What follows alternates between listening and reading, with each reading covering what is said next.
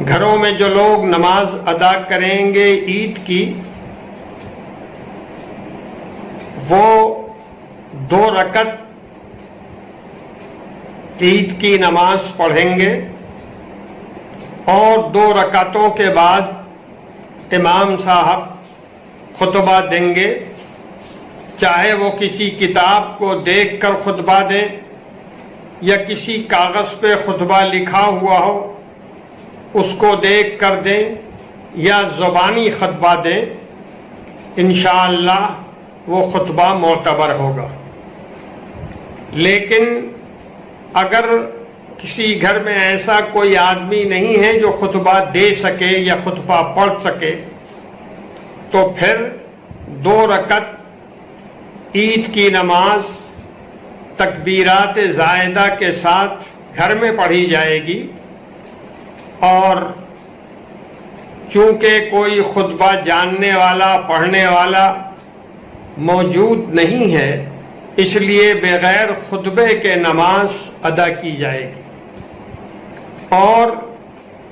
اگر عید کی جماعت کی امامت کرنے والا بھی گھر میں کوئی آدمی نہیں ہے تو ایسی شکل میں گھر کا ہر آدمی 4 رکعت نفل نماز ادا کرے گا، جس طرح چاشت کی نماز پڑھی جاتی ہے۔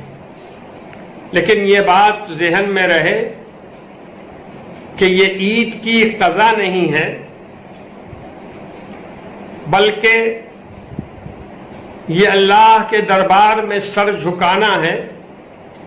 جس میں فائدہ ہی فائدہ ہے اور اس کا پڑھنا مستحب ہے۔ دوسری بات جو مجھے آپ سے عرض کرنی ہے وہ یہ ہے کہ اللہ کے فضل سے آخری عشرہ رمضان کا کل شام سے شروع ہو جائے گا، چاہے گھر میں ہوں چاہے مسجد میں ہوں، نماز کا پورا اہتمام کریں ہم لوگ، اور تراویح بھی گھر میں پڑھیں، اور اللہ تعالی کے سامنے سجدہ ریز ہو کر یہ دعا کریں کہ جو مصیبتیں پوری دنیا میں آ رہی ہیں، ہمارے ملک میں آئی ہے، اللہ تعالی اس کو دور فرمائے۔ اور اس کے ساتھ ساتھ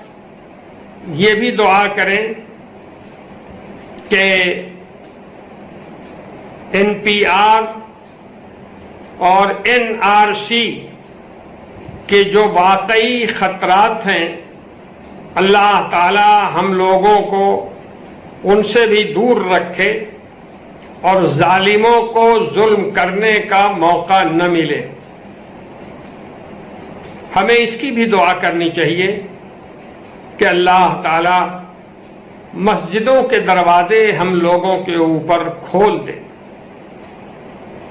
بڑے اہتمام سے اپنے لیے، اپنے گھر کے لوگوں کے لیے دعا کرنی چاہیے، اور مسجدوں کے کھلنے کی دعا کرنی چاہیے تاکہ ہم لوگ زیادہ اچھی تعداد میں نمازیں مسجدوں میں ادا کر سکیں۔ ایک بات مجھے اور کہنی ہے، یہ 18 مئی سے جو لاک ڈاؤن ہونے والا ہے،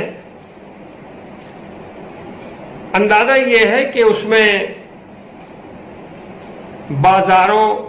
دکانوں کے کھلنے کے سلسلے میں مرکزی حکومت کچھ ہدایت دے گی اور کچھ آسانیاں ملیں گی۔ لیکن میں آپ سے عرض کرتا ہوں کہ ابھی آپ گھروں میں رہیں۔ میں نے تفصیل سے پہلے یہ بات عرض کی ہے کہ آپ حضرات اور خاص طریقے پر ہماری بہنیں، ہماری بیٹیاں بازاروں میں نہ جائیں، دکانوں میں نہ جائیں، گھروں میں اللہ کو یاد کریں، اپنی غلطی کی معافی مانگیں اور پرانے کپڑوں میں عید منا لیں۔ یہ بہت اہم بات ہے اور میں نے پہلے بھی آپ کی توجہ اس طرف دلائی ہے۔ ہمیں گھروں میں رہنا ہے، پرانے کپڑوں میں عید کی نماز پڑھنی ہے، اللہ کو یاد کرنا ہے رمضان کے آخری عشرے میں بہت اہتمام کے ساتھ، اور کوئی ایسی کارروائی نہیں کرنی ہے جس کے نتیجے میں ہمارے آپ کی وجہ سے بازاروں میں بھیڑ بھاڑ ہو یا مسجدوں میں عید کے شوق میں ہم پہنچ جائیں، یا ہمارے نوجوان گھروں سے باہر ٹہلنا شروع کر دیں، بازاروں میں خریداری کے نام پر یہاں وہاں مجلسیں جمانے لگیں۔ اس میں پوری احتیاط برتنے کی ضرورت ہے۔ اللہ تعالی ہم سبوں کو اس آزمائش میں کامیابی دے، آمین۔ والسلام علیکم ورحمۃ اللہ۔